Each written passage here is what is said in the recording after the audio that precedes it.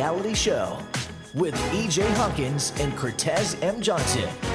Only on LA Talk Radio. Thank you for tuning in to the all-new real estate reality show.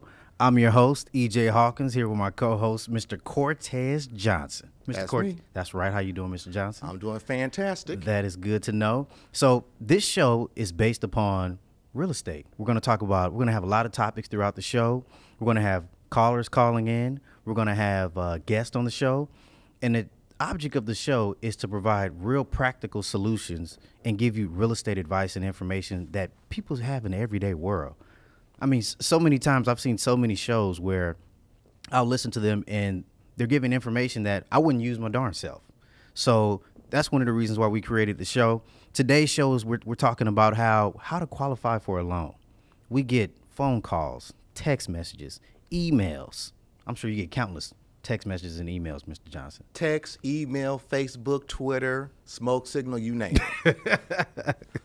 So that's the first topic we're going to tackle today. We're going to welcome everybody to call in, email us. You can call us at 818-570-5085. Again, that's 818-570-5085. So, Mr. Johnson. Yes. Tell me a little bit about yourself so we can jump right into this topic here. I'm Cortez Johnson. I'm a mortgage banker, mortgage broker, and I specialize in financing. That is good to hear. And I'm EJ. I've had 15 years of real estate. 15 years of doing real estate, actually. But enough about me. Let's jump into the topic here. So, Cortez, how does a person qualify for a loan? What documents do they need to get from point A to point B? So, EJ, that is a multi-million-dollar question because people always ask, how do I qualify? So let's jump right into that answer. The first step in qualifying is to do a loan application. Okay. Okay, so you can go to my website. What's your website? www.loansbycortez.com. Okay, so you lending your own money? No. Okay. I don't have any money. Okay. No. All right. Go to Loans by Cortez, do the loan application. That's the first step. Okay. So they go to loansbycortez.com. And then once they get to the website, what do they do next? They can look at people, since I don't work for a big company, people always want to question me. So you can go and look up my license, my broker's license and my NMLS license. And then once you're satisfied with your research, you can click apply online to get started. So I'm glad that you touched on that about in terms of, the big corporations, the Bank of Americas, the Wells Fargo's. So you're a mortgage broker. And mortgage banker. What is the difference between me going or someone going to a Bank of America or actually going to a mortgage banker such as yourself? Excellent question. We have our own lines of credit that we do lend and we sell it to the bigger company. Got it. And we're a mortgage banker. We have about 20 different companies. So not everybody's scenario is the same. So we're able to, some banks have niches, and we can go to that bank for that niche. Got it. Okay. So they're on the website. They've read all the information on you. They're ready to move forward. What do they do next while they're on their website? They click apply online. Okay. And they apply online. What information are they going to need in hand? So the most important information on the loan application is the personal information and the job information. Got it. Make sure that's filled out completely. And then on the loan application, it talks about your credit, your debt. It talks about how much money you have in the bank. You could just put basic stuff in there because I'm going to have that from your documents. But what I won't have is your personal info, your job info. But the other sections, I'll get it from your documents. Okay, so they just need to fill out the basic information that you wouldn't necessarily have. Exactly. Got it. Okay.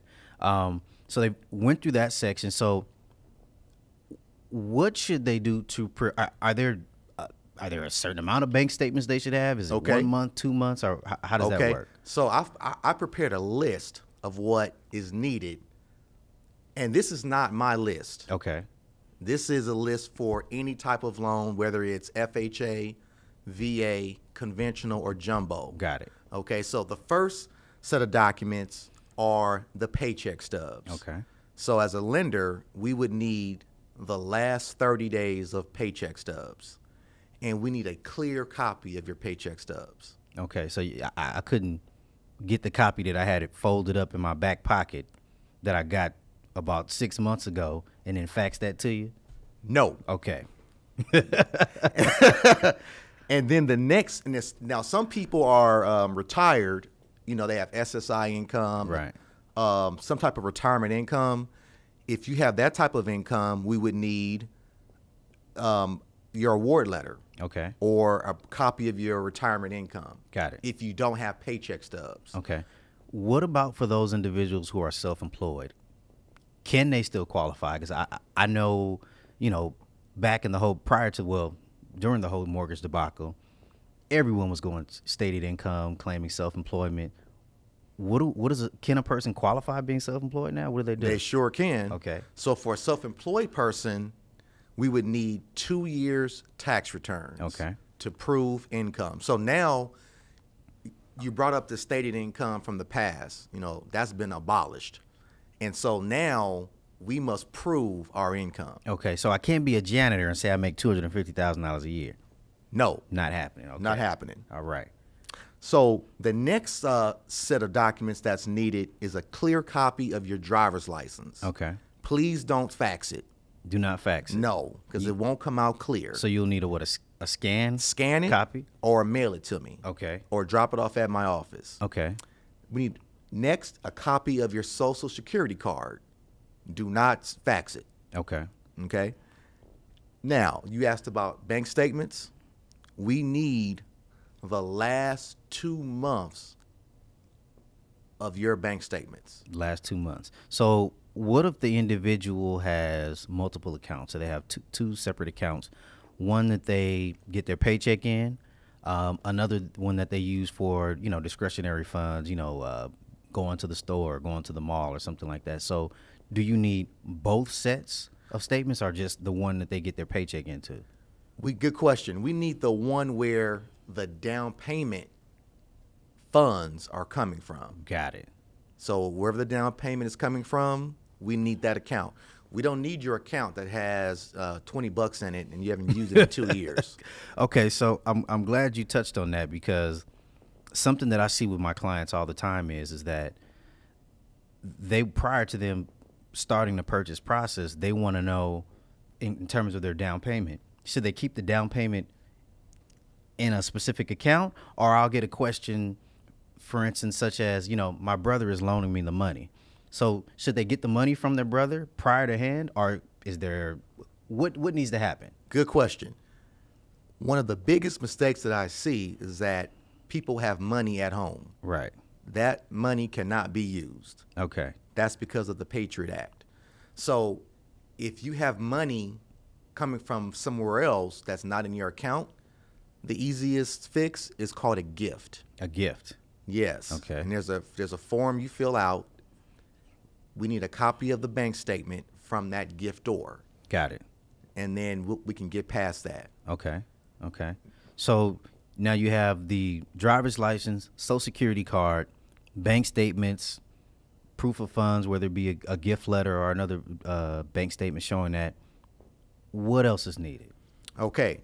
Now I want to touch on one last thing with the bank statements. Okay. That people try to, you know, sometimes try to trick the underwriter. You cannot trick the underwriter. Oh, now, what do you mean tricking the Okay, underwriter? meaning you can't put in money, cash, and think that the underwriter won't catch it. Any deposits on your bank statements that's not from payroll must be addressed. Really? Yes. So if my cousin Jimmy loaned me $30,000. Yes. Now I don't know where Jimmy got the money from. Right. But Jimmy loaned me $30,000 and he gave it to me a few days ago. I can't just deposit that money into my bank account? That's a no-no. Okay. So I would need what if that actually happened? You would need a gift letter from Jimmy Okay. with his bank statement proving that he had those funds in his account Got it. to use that $30,000. Got it. Okay. Okay. So Now, some people use funds from the 401k. Okay. So most people have Fidelity or some company such as Fidelity, and they go by quarter. So we need a copy of the 401k statement if that's where the down payment is coming from. Okay. Some people have a Roth IRA account or a thrift savings plan. Got it. So we need those accounts showing where the down payment is coming from. Got it. Okay. So as I'm looking on the list here, so after they give you all that information, tax returns. Right. Big topic I always see, for instance, especially for self-employed people, they'll, their gross income will be $150,000. Right. But their adjusted gross income could be $50,000. Right. How does that work? Good question. So for self-employed and W-2 people, we need 2 years tax returns. Okay. 2013 and 2014. Got it. And to answer your question, you will be qualified on the amount of money that you paid taxes on. So if you made 150 but paid taxes on 50,000, you will be qualified on the 50,000. Wow. If you're self-employed. Really? So if you have all these write-offs, that's good in one way, but it's going to hurt you when you out to purchase a home. So what do you suggest for someone who is self-employed? What do they, if they have that kind of income, how do they prepare themselves? I mean, because let's be honest, if you're making $150,000, more than likely the write-offs that you have on your taxes aren't all, for instance, if you're such as write-offs like going out to eat. Right. Or, phone bills or rent, like office rent or something like that. Those may not necessarily be expenses that are actualized for that specific month. They could be quarterly or something like that. So you may not pay that money every month. So let's just say that particular person is actually bringing in the household $10,000 a month. They still are going to qualify them based upon $50,000, even though they have more readily available cash on a daily basis. Right, because basically, for self-employed people, we're going to average the income over a 2-year period. Got it.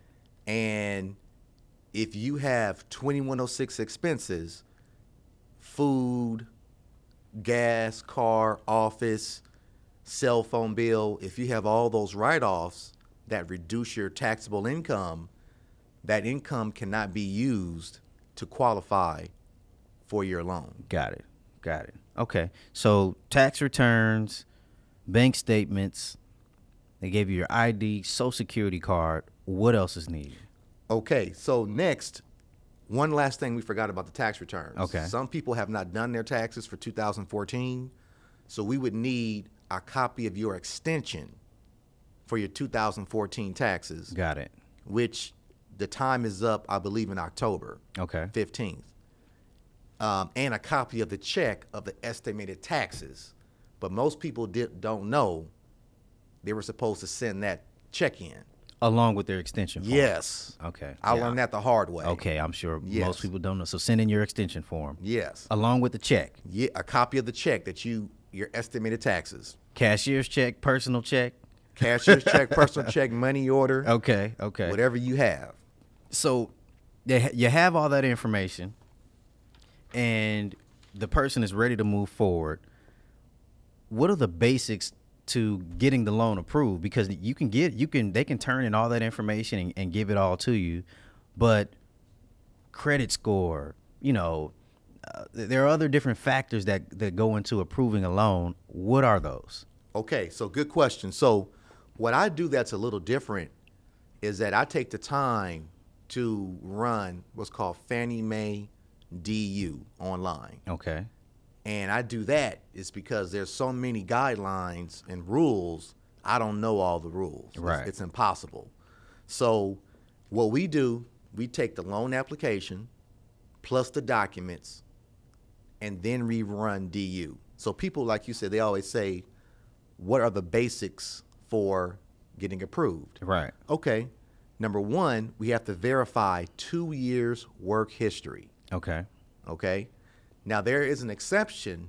Let's just say you were in college at UCLA and you were in the RN program, and now you're an RN and you've been an RN for 3 months right out of college. Right. You can still qualify without the 2-year work history. Really? Yes.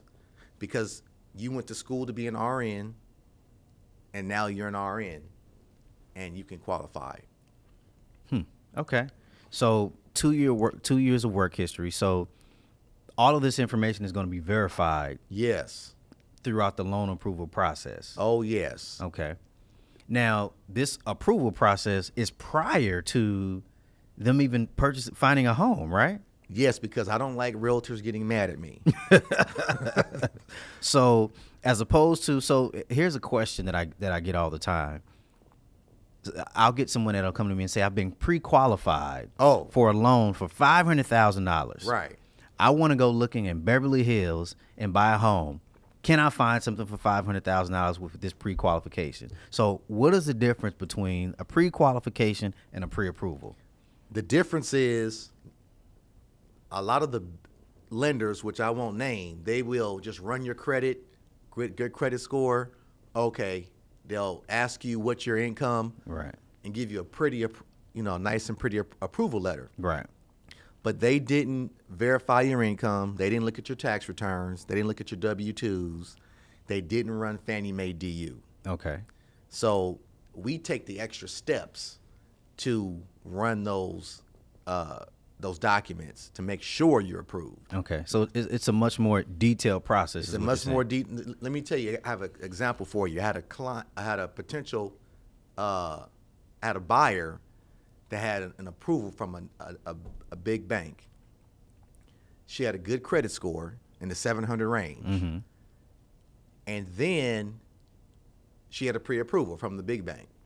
I ran her credit and took the time to actually look at her credit report, and she had a short sale less than 2 years ago. So she couldn't buy. No. Wow. So I get that a lot.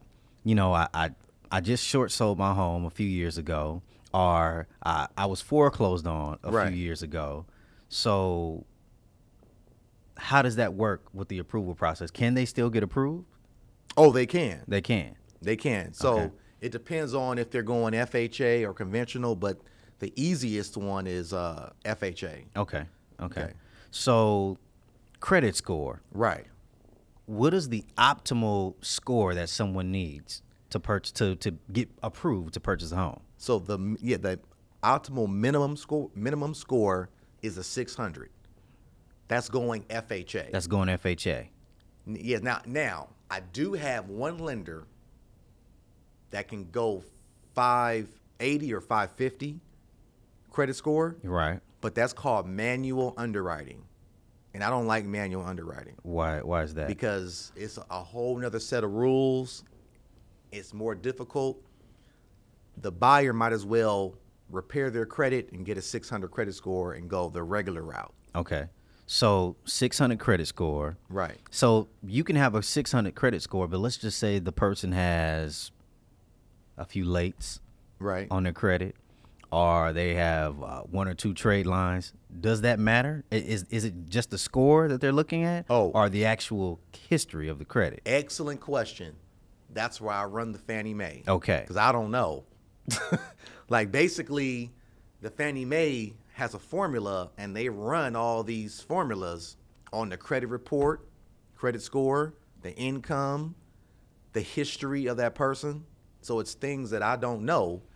That's why it's important to run that online approval so you won't be surprised. Got it. So realistically, in order to ensure that your chances are better for getting approved, they should have no lates, or if they do have lates, they should be what, 12 months old, 6 months old, or Yeah. Yes. Basically, the better condition of the credit report, the better. Okay. So what other criteria do you guys need when you guys going through the loan approval process? So the next thing is we must prove funds to close. Got it. So funds to close includes the down payment Okay. and the closing cost. Where is that money coming from? So we need those bank statements, or the 401k, or the Roth IRA, or the thrift savings plan, or the gift, showing where the funds to close are coming from. Got it. So now, isn't that done in the beginning when they give you the bank statement? So at this point, you have the bank statements. Right. So now you guys are verifying Yes. those funds are on deposit. Yes. Okay, got it. Yes. So you got you verified the work history, you verified the funds to close, the credit score is looking good. What else? What are the other criteria? So the next thing that I like to prove from the beginning is that this homeowner will live in this property. Owner occupy. Right. And so what I do now, I just have the buyer write a letter, a motivation letter. I want to move in this house. It's close to my job. I have 2 kids and a wife, and this house will fit us perfectly. It's in the neighborhood I grew up in, or whatever. Now, what if they're not buying a home for owner occupancy? It's a vacation home or a secondary home that they're buying, or an investment property. Oh, well, then they won't need a motivation letter, and then they have to put the higher down payment. Okay. But this is for the lower down payment. Okay. So when you say lower down payment, you're talking about what? 3.5% FHA, Right. 5% conventional. Right. Okay. All right. So they've done that. What else? So the next item is tax returns. Okay. Your taxes must be complete. Well, I should say up to date. Up to date. Up to date with the IRS. Okay. Now, going back, I know you mentioned that if they haven't filed their taxes for the year and they've done an extension, That's fine. that's fine. Right. So that doesn't. So they, in terms of up to date, they would have at least have to have done that, Right. and then had their previous tax return. So for 2013, those would have to have been filed, correct? Yes. Okay. But All right. but I've met some people that haven't filed taxes in a year or two. You kidding?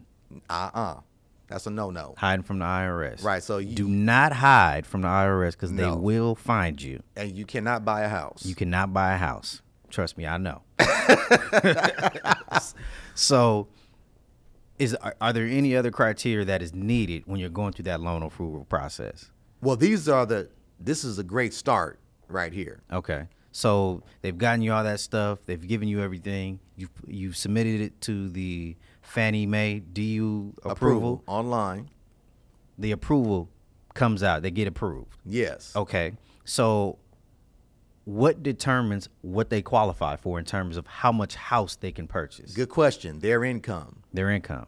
Right. So one of the biggest things that I see with people are, they have a car payment, they have a motorcycle payment, student loans, so all those debts, that's called debt to income ratio. Okay. So if you make $60,000, but then you have a car payment $500, a Honda Spree moped $200, that's $700 that's taken away from your buying power. Right there. Wow. So I recommend, I know it's hard, but I recommend people have less debt as possible. Okay. Less consumer debt as possible when you're buying a home. So prior to, making the decision that you want to purchase a home, should they pay off some of their debt? If they can. If they can. If they can. They should pay it off. And, honestly, I recommend people have less debt going into purchasing their home. Okay. Because when they buy the home, there's going to, their expenses will go up. Okay. So you get the DU approval, you spit that out, that you have what they qualify for, because I see this a lot as well also when I'm out there. So again, they qualify for $500,000, mortgage payment $3,500. Right.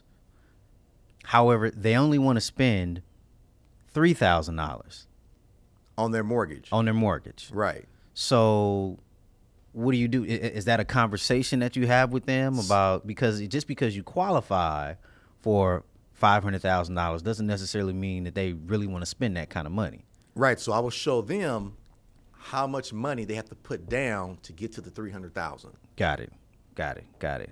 Okay, so you got the pre-approval. They spit it out. What do you do next? So then I, email a congratulation email to the buyer and their realtor, Okay. and they're ready to go shopping. Going shopping. So that's when you call me. Yes. So one of the things that I always do, and I know you have a conversation with the buyer once they get that approval letter in terms of what they can actually afford. At that point, you need a reality check, because most people don't really know, okay, so I have this approval letter. What can I buy with it? Where can I buy? Right. So one thing that I suggest that people do is that prior to you even purchasing, you should be familiar with Right. areas that you want to live in, the average cost of the home in those areas, and with the internet, all of this information is readily available. You can go to Realtor.com. You can go to Truly, Zillow, a lot of these websites that you can go to, or you can definitely talk to your realtor, especially if you're in the process of trying to get that done. So I like to sit down and talk with the buyer and really give them a reality check, because you may have Beverly Hills dreams with Compton money. That's true. Right. I'm just keeping it real. Right. As the youngsters say. Okay. Right. So giving them a reality check and really talking about the difference between what their wants and needs are. Right. And if you know the area that you want to buy in, you kind of know what some of the, for instance, if you want to purchase in, I live in the Valley. Right. So Woodland Hills, those homes they're all very typical in terms of their layouts and the square footage, Right. and the lots and things of that nature. So you have an idea of what you're getting into before you even purchase it. So you wouldn't go into a situation, in Woodland Hills and say, oh, well, I want a acre of land and I want a 3-story house, because the odds are those types of homes may not exist in that particular area. But let's talk about another area that those homes may exist in. Right. So those are some of the things that I like to touch on once you spit out that pre-approval letter, just to kind of bring them Right. back down and kind of and provide them with enough information so they can make an informed decision. So you got all that good stuff. Your buyer is out. Your buyer is in the process of going out to look with their realtor. So, well, let me back up, because you touched on something that I kind of wanted to elaborate on. Short sales, foreclosures, bankruptcies. You had a short sale a few years ago, or Right. you had a foreclosure or a bankruptcy. You'll hear some lenders or some people say, "Oh, you can't buy a home for X amount of years." Right. Is that true? And can you? How does that process work? So the reason why that I work as a mortgage banker and a mortgage broker, because I have more flexibility. Got it. Because some of the bigger companies add more guidelines to the rules, Got it. right? So for an example, let's just say you want to qualify. So you have FHA and you have conventional. Looks like we got a caller calling in. Let's Okay. take this call. Okay. Thank you for calling in to the Real Estate Reality Show. And what can we do for you here?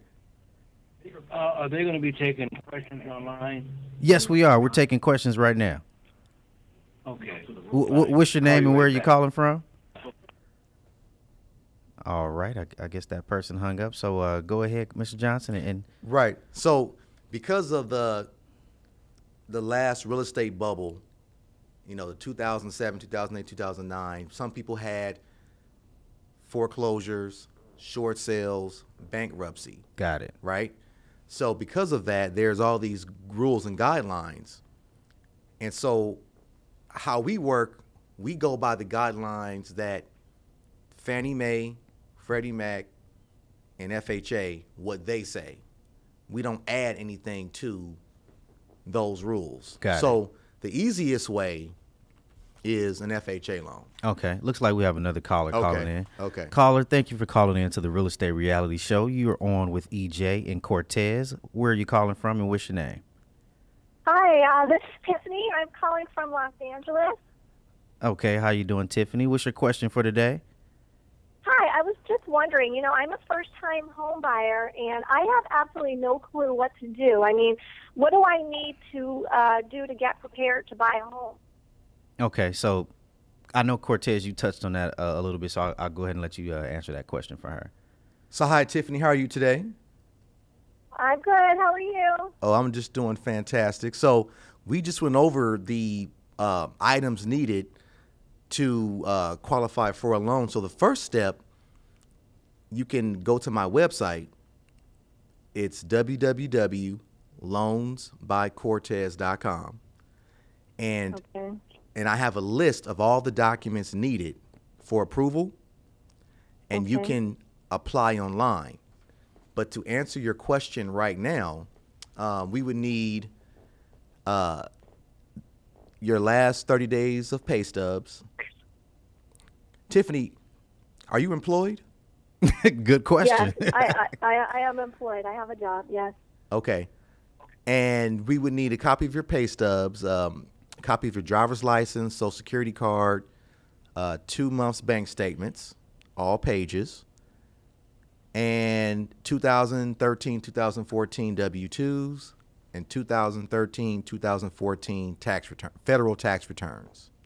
Well, the thing I was concerned about is, what about my credit? I mean, when I was in college, I used a lot of credit cards, and I paid off some of them, and some of them I don't know if I don't know what happened. I mean, I was broke like every college student coming out of college, and some of them I didn't pay. So, I mean, what are you guys looking for from a FICO score requirement? Excellent question. For FHA, we can go down to a 600 credit score. Okay, what's FHA? FHA is a type of financing through the Federal Housing Authority. Yeah, from the United States government. So they have the easiest flexible guidelines. So it's my job to figure out which route you can go. Is it FHA or is it conventional? But I'll figure that part out for you. Okay, how much down payment would I need for an FHA loan? 3.5% of the purchase price. Okay. And what does my FICO score need to be for that? Because I could probably go on like myfreecreditreport.com and figure it out.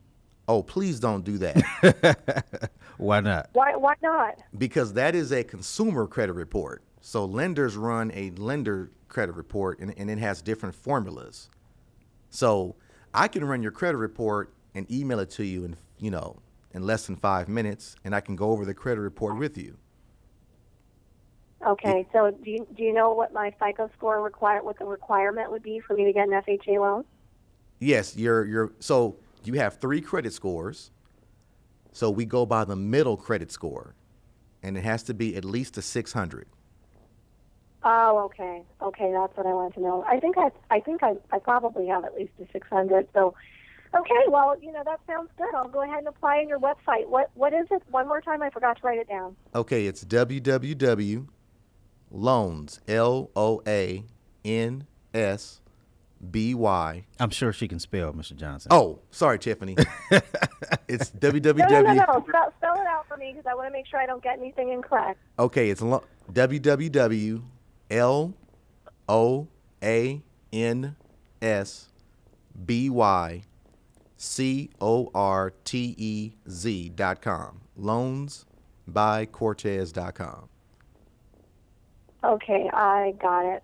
Okay, guys, thanks so much for being so informative. I'm going to go on your website right now and fill it out. Thank you, Tiffany. All right, thanks for calling in, Tiffany. All right, have a good day. You too. Okay. So, good call in, by the way. I mean, in terms of the questions that she was asking, because that's all relevant. Those are things that people want to know. Those are the same exact questions I get every day. All the time. I try not to answer those questions. I always try to direct those questions to a lender. I appreciate that. Right, because me and financing don't mix. Right.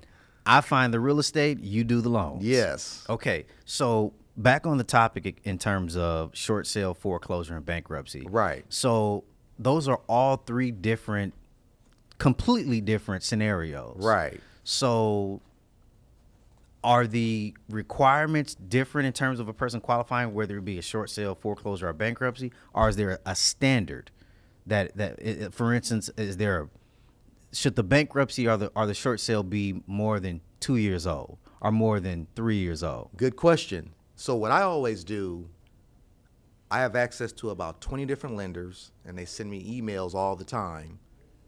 And because I can't keep up with the rules. Right. It's just too many. So I recently printed this one today. So let's just start with FHA, because that's the more flexible, the more easier type of financing. Okay, hold that thought. We got another caller calling in. Okay. Caller, thank you for calling in to the Real Estate Reality Show. Where are you from and what's your name? My name is Lester. I'm from Inglewood. How you doing, Lester? What's your question? I had a foreclosure on my credit record back in 2010.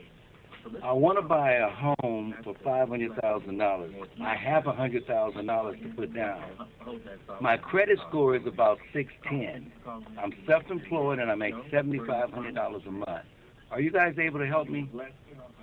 Yes. So for me to properly give you an answer, I would need a loan application and your documents to make an informed decision. But it sounds like we can help you. Because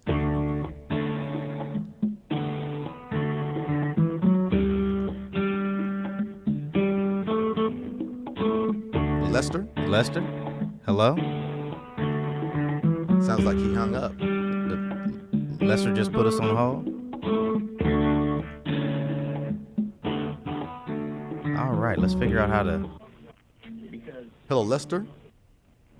Hello? Oh, I'm sorry. Can you hear me? Yes. Yes. Go ahead, Lester. Okay. What, are you still there? Yes, Yes. yes, sir. Okay, you answered my question. Okay, thank you. Thank you. Thank you. You're welcome.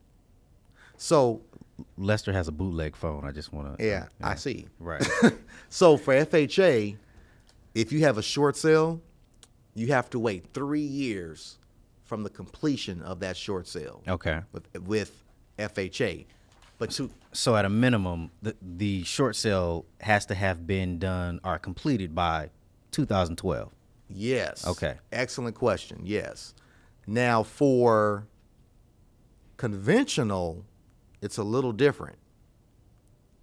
For conventional, it can be as low as 2 years, but there has to be 80% equity when you buy the property. What do you mean? Okay, good. So you have to put down at least 20%. So at least 20%. Right. So FHA is the easiest one if you have a short sale 3 years or less.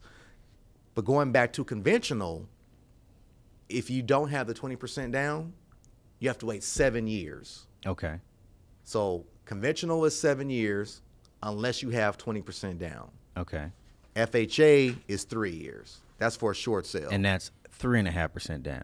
Yes. Okay. What about a bankruptcy? Good question. So for a bankruptcy, FHA is 2 years from discharge, from the discharge date. Okay. Right. And of course, you have to reestablish your credit, etc. Okay. So that all sounds good in terms of short sale, foreclosure, and bankruptcy. But what is the reality of that person getting approved if they have all that, if they have these things on their credit? I mean, what is the likelihood to do? Is there a certain credit? Do they have to have a higher credit score? Should they be prepared to have? I know you said at least 20% down. Oh, well, that's if it's only 2 years for conventional. So only if it's 2 years for conventional. But in terms of their credit, should their credit score be at a specific number, or can it be the minimum 600? So for FHA, it can be as low as 600. Okay. But for with the short sale or the Yes. foreclosure or the bankruptcy. Yes. So hopefully people are reestablishing their credit. They're working on getting their credit higher, working on their credit report. For conventional, the minimum credit score, I can go down to a 640. So I do have lenders that will do a 640 with conventional. So you see the difference. Conventional, minimum 640. You're right. FHA, minimum 600. Got it. Okay. So, question. In terms of, I did a short sale. I'm one of the things about this show is that, you know, why we call it the real estate reality show is because we're bringing real practical information and advice that we're giving you guys, and these are things that we've actually been through ourselves. Right. So the reality is, I did a short sale myself several years ago. Right.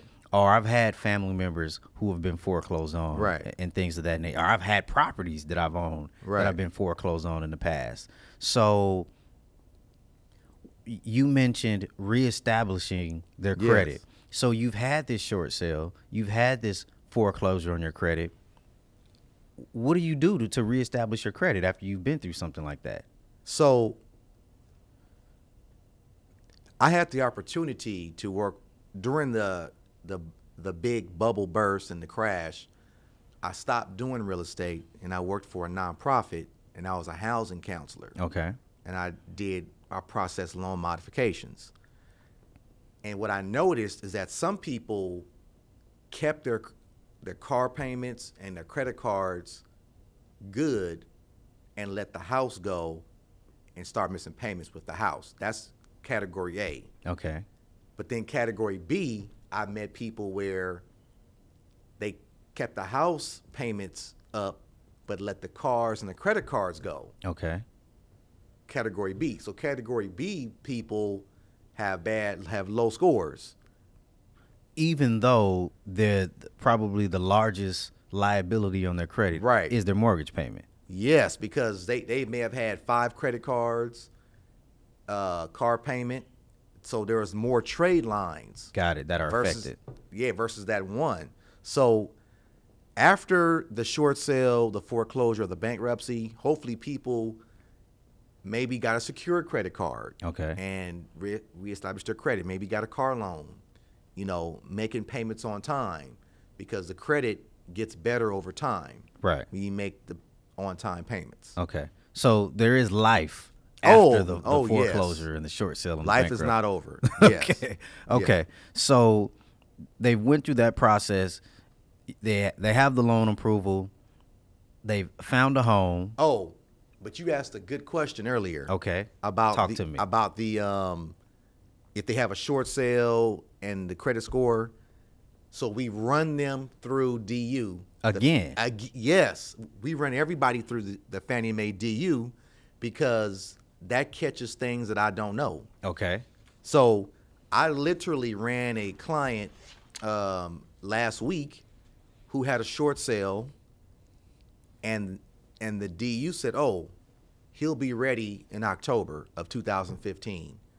That's when his 3 years are up. Oh, really? Yes, I had another person that gave me a fake Social Security number. What? Yes. A fake Social Security number. Well, it was a tax ID number, Oh, okay. but For a business that he did not own. yeah, like you could trick me, but you can't trick the computer.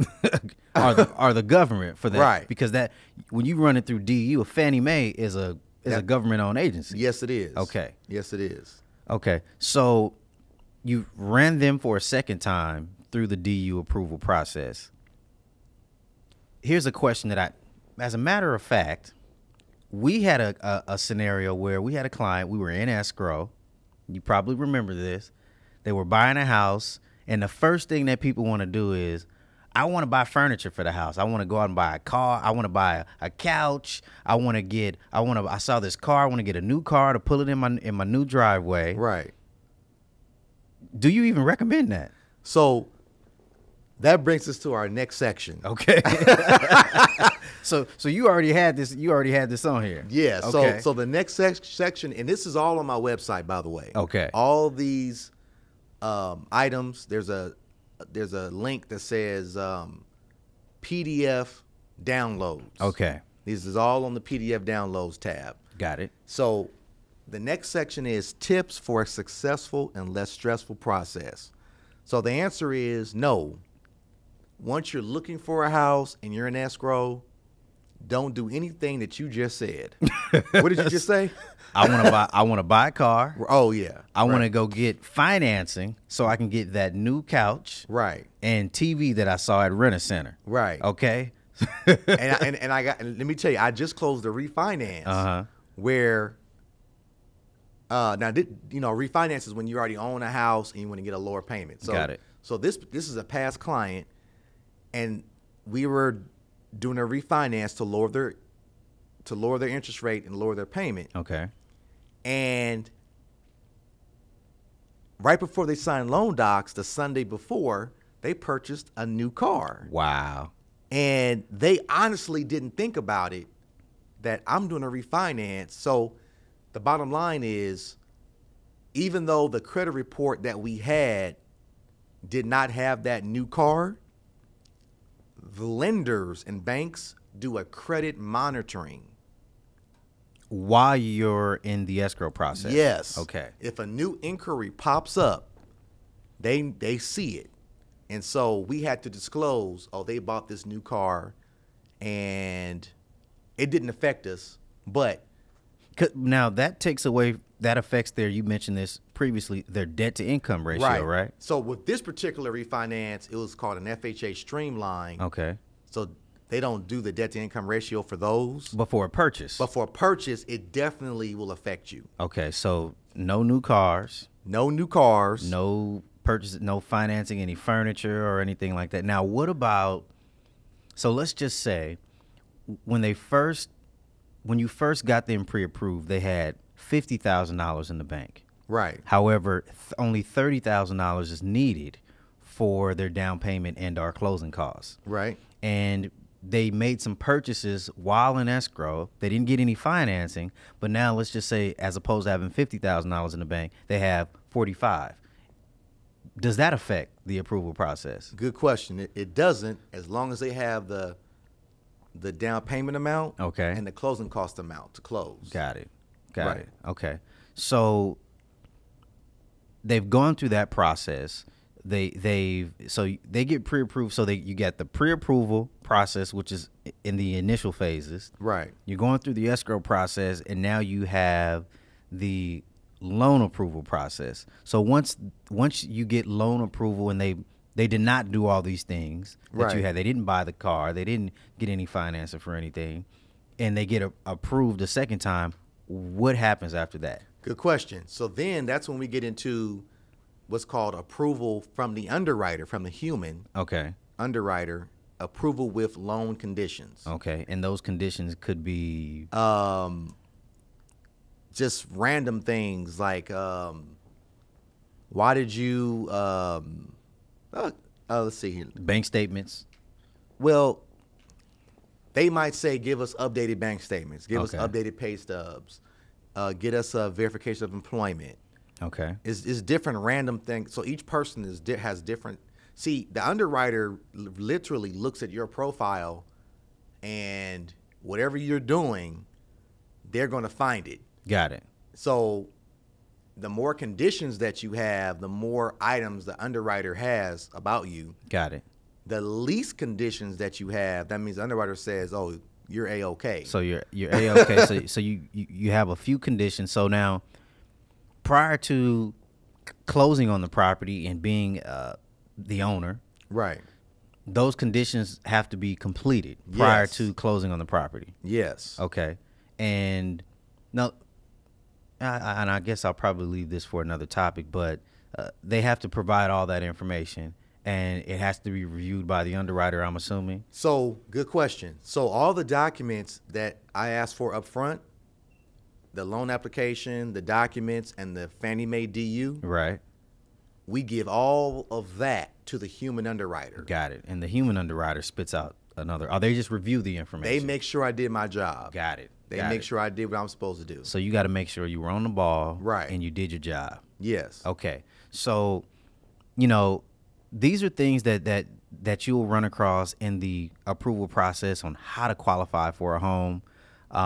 We'll have other shows where we'll have on next week's show, we'll talk about, the differences between, a FHA loan and a VA loan or a conventional loan, and how does that affect the approval process, or how does that affect the process of purchasing a home?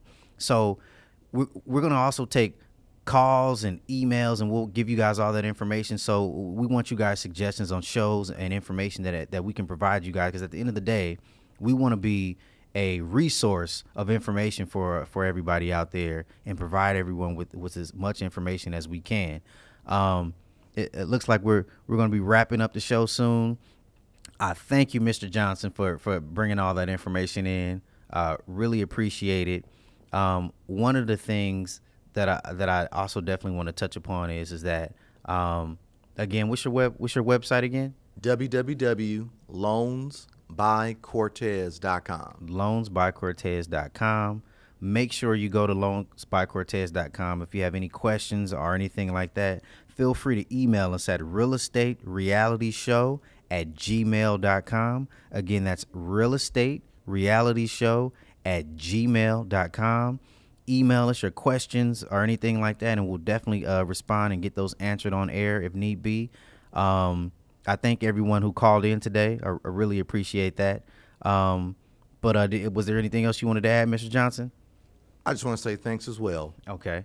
All right. Well, that wraps up our show for today, everybody. We thank you for tuning in to the Real Estate Reality Show.